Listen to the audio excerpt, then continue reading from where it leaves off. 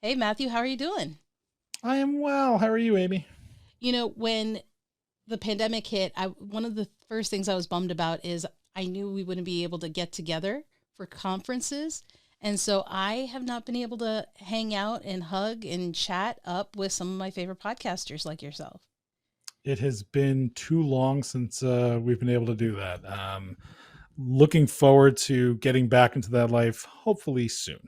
Same, same. And I think because podcasters are a different kind of breed. I think when we all get together, I don't know, there's something about the energy we all bring for one another. I don't know, it's our innate love for podcasting or the fact that we're so into it, but we all kind of vibe on a different level. What's your experience in working with other podcasters? It's funny you mentioned that because one of the first things I ever experienced so I used to do podcasts in a professional setting, kind of in my own bubble. I was like, yeah, I do a podcast, whatever. But then when I started to go on my own and was going to conferences and events and working more with other podcasters, the one thing I noticed right away is just it was always so positive. You go to other industry events, you participate within other sectors, and everybody's typically competing with each other. And I've Mm-hmm. never gotten that sense from podcasts. It always feels Yeah. like we were helping each other out, right? It's kind of like, rising tide, raises all ships kind of a Yep. feeling. And so, yeah, I've never really met a mean podcaster, and honestly, if I have, they didn't last very long in the space. Yeah. So yeah, everyone has always been super friendly, super supportive, super helpful. Even people within the same niche are usually willing to help each other out because the more we can do to grow the audience, right? It's not like we're in competing time slots where if they listen to you at 1 o'clock, they can't listen to me at 1 o'clock. So, Right. if we can get more people just to consume our content in this medium, then they'll come along and check out you, they'll check out me, they'll check out everybody. Yeah, I think there's this understanding, one, that we're all on this journey and that it's our journey. It's not a competition between one and another. You can have both and live copacetically and in harmony. And I've always loved the support. And I think that's why I've continued doing it so long. You yourself have been podcasting for a while. And not only do you have your own podcast, but you help other podcasters podcast. And so, as you're helping and support, what is something that you've seen amongst new podcasters that, if you given the chance, now that we have podcasters listening, you could help in the beginning of their journey? I would say there's a few things that always trip up new Hmm. podcasters. And usually, if you can get off on the right foot and build up the right momentum, it is self sustaining. And, an object in motion tends to stay in motion. Hmm. And those who don't really plan themselves out well, they get stuck, they get frustrated, they stop, and then things, you know, pretty much fall apart pretty quickly. Mm. So, a couple of things that I always talk about with new podcasters is one, know why you're doing this, right? You don't Yeah. have to have a podcast. You're not entitled to a podcast. Not everyone needs a podcast. So figure out why you're doing this, right? If you don't wake up every day thinking about your topic, thinking about this journey that you want to go on podcasting, if you're not passionate about it, you're going to get frustrated pretty quickly because you're not going to see results, and you're going to get angry, and then things are just going to get worse and worse and worse. So first, know why you're doing it, and have a good reason for doing it. The second thing is really to have a plan. And I don't mean you have to sketch out every episode for the next 52 weeks or whatever that looks like. What I mean by that is know why you're podcasting, who you want to reach, and after you're able to reach that person, what is it you want them to do upon listening to your content? Right? You've done all this hard work of creating content, putting it out there, getting people to listen. I've invested my 40 minutes into your show. Now what? And it doesn't always have to be, oh, now you'll buy my course or, sign up for my email news. Like, it doesn't always have to be a sale. Yeah. It could just be that the next thing you want them to do is subscribe and learn more, share it with a friend, right? There's always something we want the audience to do. But if you haven't thought about those three pieces of the puzzle, why you're doing it, who you want to attract, and once you attract those people, what you want them to do next, again, you're just spinning your wheels and you're not going to see any results. I don't want to say that the audience is stupid, but you as the podcaster have to treat them like they're stupid. They're not going to do anything unless you tell them, this is what I want you to do. I want you to subscribe. I want you to rate and review, although it's not that important. I want you to tell your friends about it, right? Like they listen. Cool. I listened. That's all I had to do. I click play. Tell the audience what you want and make it easy for them. Mm-hmm. And you will see momentum is a little bit easier to attain if you can at least follow those 3 steps. Yeah. Closed mouths don't get fed, right? No, that's true. You don't go anywhere. And I think sometimes we think because by the way, that's much better than squeaky wheel. That's a much better analogy. I hate the squeaky wheel analogy. That's such a better way of saying that. Yeah. Sorry. Didn't mean to interrupt. No, yeah. I mean, it's true though. And I think sometimes when we see other podcasts growing, we think we can't attain that. We can't do that. Who am I to ask for stuff? Ask. Just ask. What's the worst they're going to do? Not follow? Not subscribe? Honestly, you won't know the difference. It's true. It's true though. And here's the other thing I wanted to ask you about. Recently I saw on some threads of a podcast group, not going to name which, that there were some people talking about best practices or frustrations. And it started coming out that people were like, praising certain pieces of equipment or certain methods of doing things and kind of putting down other things, other ways, right? Boo to the Yeti. You got to have something not Yeti in order to podcast. And I think I recently talked to someone who was thinking about podcasting and said, I can't really afford the equipment. And I saw people, you shouldn't be using the Yeti. What do you say to people who are kind of stuck financially or feel that they can't meet what they're seeing happening around, right? So they're on the outside. They're not already in the podcasting network. They don't know we're a fun-loving, warm, supportive bunch. They don't know that. What do you say to them? I deal with this a lot on the production side, right? I belong to a different group that is filled with podcast editors. And, the question always pops up, what should I use to edit? Or somebody will say, I'm really comfortable using this software. Is that okay to edit a podcast? And my answer to that is always, are you comfortable with it? Does it get the job done? Sure. Use that, right? Like nothing in podcasting is set in stone. And so to your question about getting started in the equipment and then this and then that, everyone's got to start somewhere, right? If you like a Blue Yeti microphone or you all like, few of my clients like, oh, I already bought a Blue Yeti. I'm like, I wish you hadn't, but you don't need to spend more money. Let's start with the Blue Yeti. And if things take off and you're having fun and you then want to make some improvements down the line, cool. Let's invest some more money. And we'll make some improvements down the line. But you can't do anything until you get started, right? You can't improve. You can't learn from your mistakes. There's no growth that's going to happen if you are stuck deciding between this mic and this mic, this host and this host, this editing software and this editing software. Nothing in podcasting is set in stone. So for me, I'd say get started. If you want, take out your phone. I've said this to a few folks who are like, I'm thinking about a podcast. And what mic do I need? I was like, first of all, you're thinking about a podcast. You're not serious about it yet. So before you even buy anything, take out your smartphone, pick up the voice recording app and start recording yourself.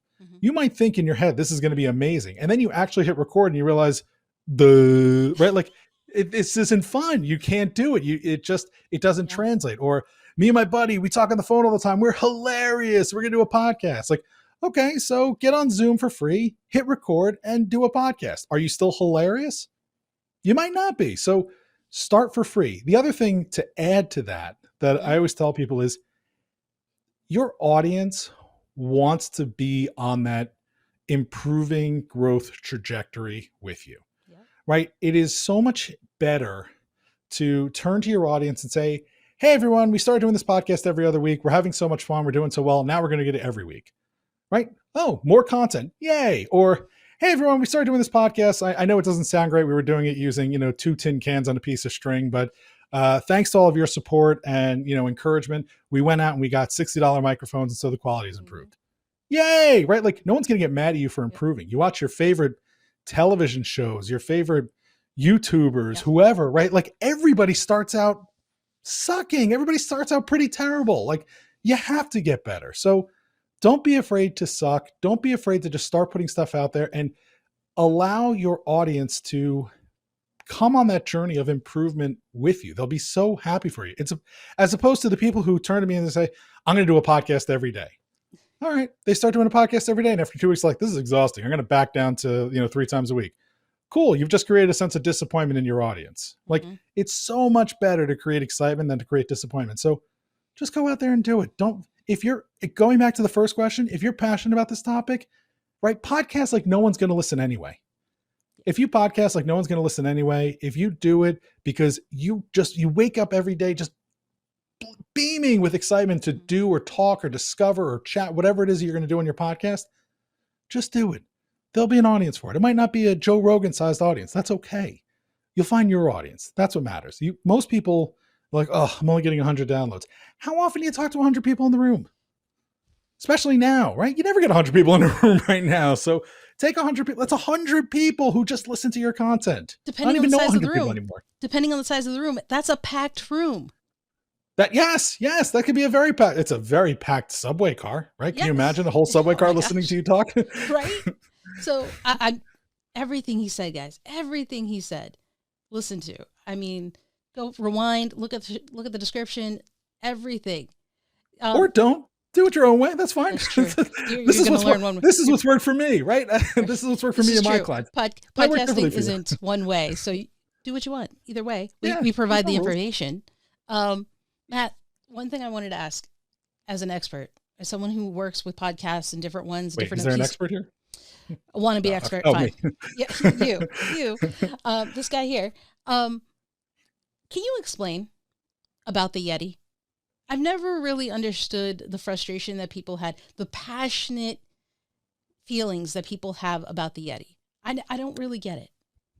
I can speak to this because I've had personal experience with this. Okay.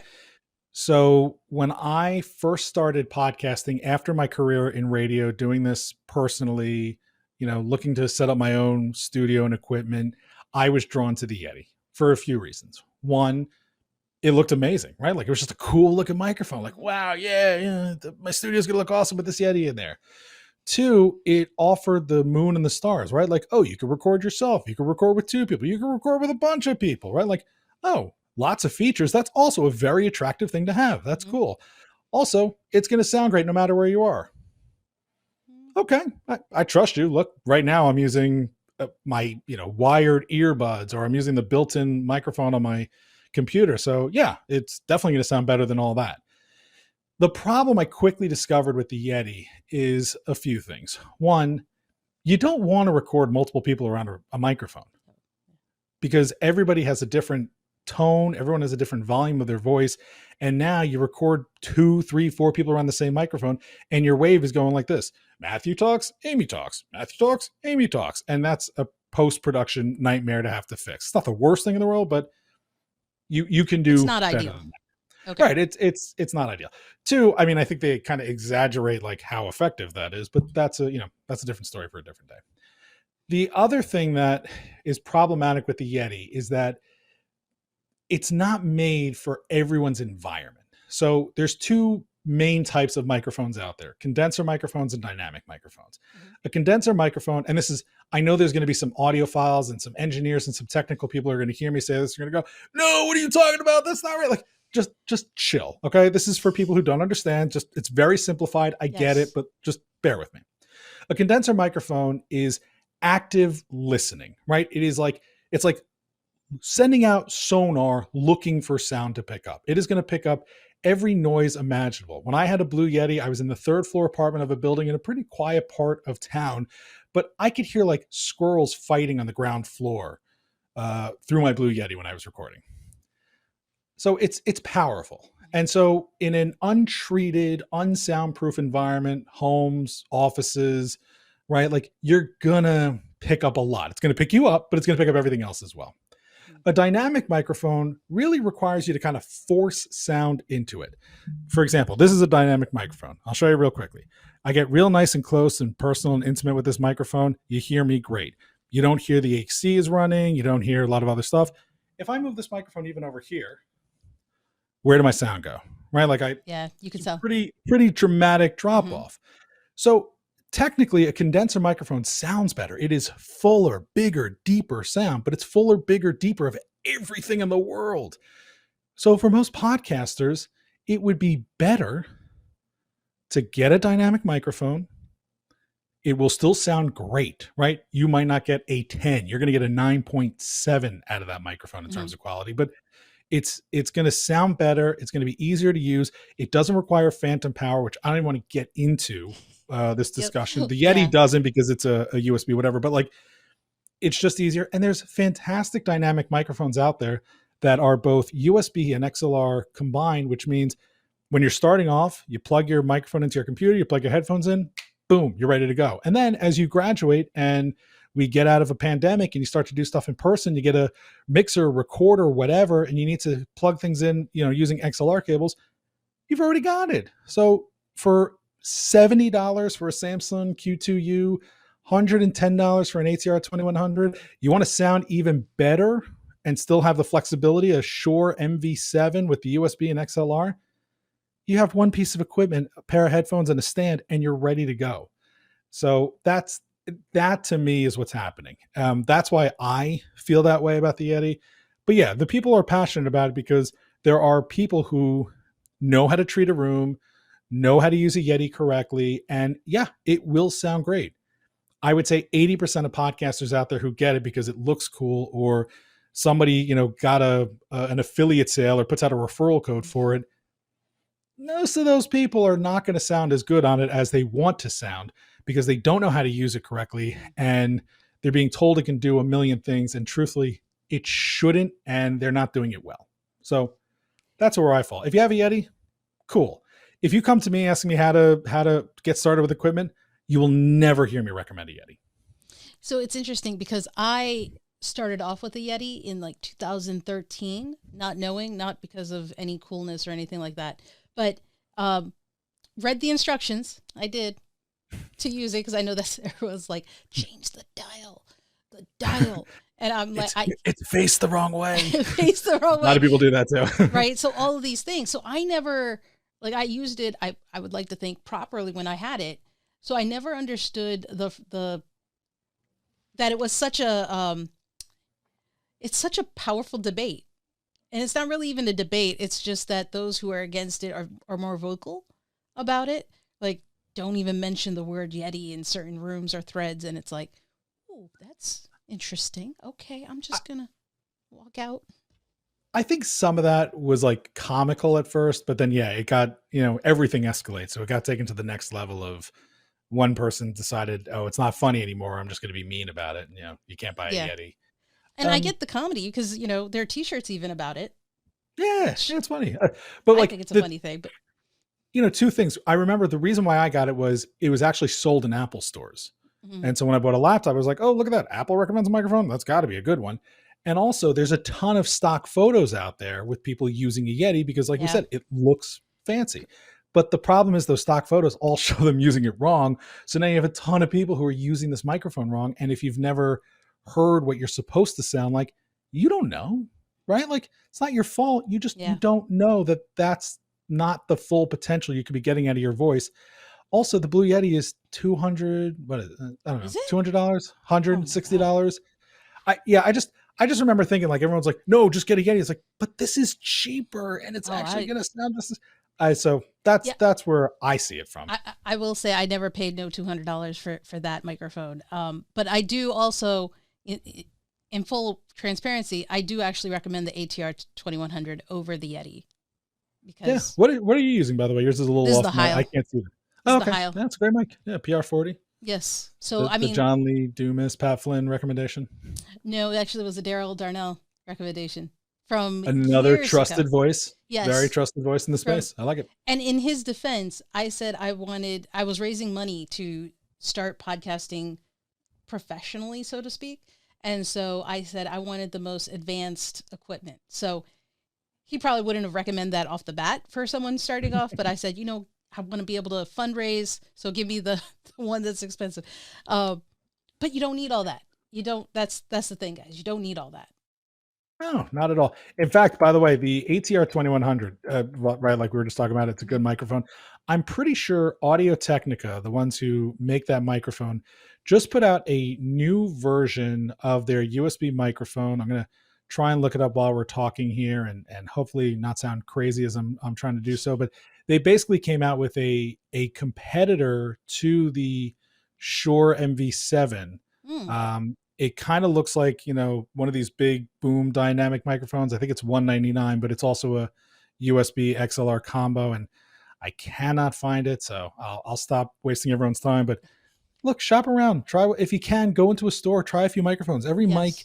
treats everyone's voice a little bit differently. So you have the luxury of going into a store and hearing your voice on different microphones. Hmm. Do that first. Not the Heil PR40 isn't necessarily made for everybody's voice. And the RE20 that I'm using isn't necessarily made for everybody's voice. You will find what works best for you. But to your point, like, for now, just get started. Just get started. Right. Don't overthink it. Just get started. Worry about the content. I've never heard a person say, I hated what that person had to say on the podcast, but man, that mic was so good that I just couldn't stop listening. Never happens. Never had that either. That might have to be credited to Dave Jackson, but I know I trust it. I trust it. I do too. So Mathew, before I let you go, I got one last question for you, because you do a podcast on causes that are important to people, and I love that you help highlight important causes and charities that people are doing, and it sounds like it's a passion project for you. Is that fair to say? 100%, yes. So when people are going into podcasting, I often hear people go into it for what I think are wrong reasons. I'm not going to talk about that yet, but I want to talk to you about what is the right reason to podcast, because I think people have different expectations and intentions behind it. What do you think? And I don't know how to word it, if it's better to talk about the right ways or the wrong ways, but I think people have mixed interpretations of what podcasting can do. And so what do you think about that?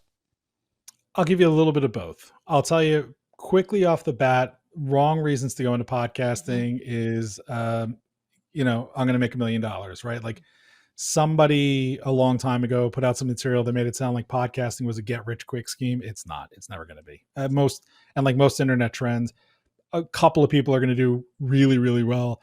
The rest, and most of them, by the way, are not making money on their podcast. They're making money telling you that you can have a podcast. So if you're coming into this to get rich, not going to happen. If you're doing it because I need to have a podcast, I don't know what it's about though. Like, again, red flag, don't bother. Good reasons to start a podcast. So some of the ones, I'll talk about clients first. Some of my clients who have had the most success are the people who say, I've been always looking for a podcast about X and I never heard it before. So I started it. So cool. Filling the void of content that isn't out there, right? If you are seeking out this content and you can't find it, somebody else is probably looking for it too. You'll have some success starting a podcast that way. I want to, elevate. I want to tell my story. Podcasting is great for storytelling. Video is good for storytelling too, but then you have to worry about makeup and a lot of extra stuff. So, but if you have a story to tell and you can do so in an audio medium, podcasting is a great way to do it. It's relatively inexpensive. It can be easy to do.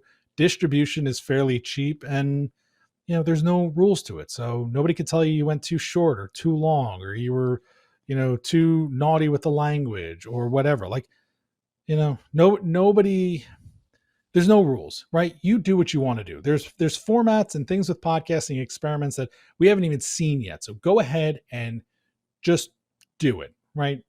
Take your chance. Some other folks who I've gotten to work with, though, they don't use the podcast for audience growth. They use the podcast for themselves.